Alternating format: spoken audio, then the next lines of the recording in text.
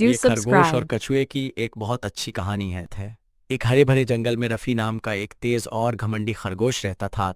वो अपनी तेज दौड़ने की क्षमता के लिए मशहूर था और अक्सर जंगल के अन्य जानवरों से कहता था, मुझसे तेज कोई नहीं दौड़ सकता। बाकी जानवर उसकी गति की सराहना तो करते थे, लेकिन उसका घमंड उन्हें पसंद नहीं था।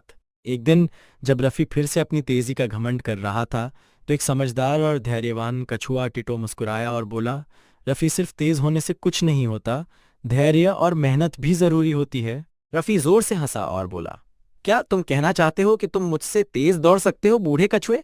टिटो ने धीरे से सिर हिलाया और कहा, हाँ चलो एक दौड़ लगाते हैं और देखते हैं कौन जीतता है। जंगल के सभी जानवर ये सुनकर उत्साहित हो गए। लोमड़ी को इस दौड़ का निर्णायक बनाया गया और उसने बड़ी ओक के पेड़ से लेकर झील तक का रास्ता तय कर दिया। दौड़ शुरू हुई। रफ़ी बिजली की तरह दौड़ा और कुछ ही पलों में आगे निकल गया।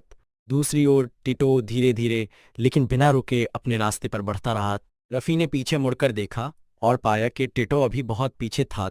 उसने सोचा, अभी तो बहुत समय है, मैं थोड़ा आराम कर सकता हूँ। वो एक पेड़ की छांव में लेट गया और गहरी नींद में सो गया। इस बीच टिटो बिना रुके बिना थके चलता रहा। धीरे धीरे उसने सोते हुए रफ़ी को पार कर लिया और लक्ष्य की ओर बढ़ने लगा। जब रफ़ी की आंख खुली तो उसने खिंचाई की और सोचा, अभी भी बहुत समय है, मैं आसानी से जीत जाऊंगा। लेकिन जब उसने लक्ष्य की ओर देखा तो वो चौंक गया।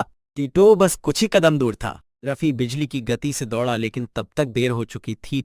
टिटो ने अपना आखिरी कदम बढ़ाया और जीत की रेखा पार कर ली।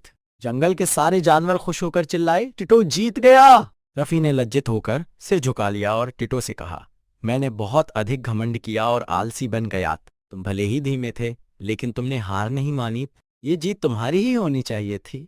टिटो मुस्कुराया और बोला, धैर्य और निरंतर प्रयास से ही सफलता मिलती है। उस दिन के बाद रफ़ी ने अपने घमंड को छोड़कर मेहनत और धैर्य का महत्व सीखा।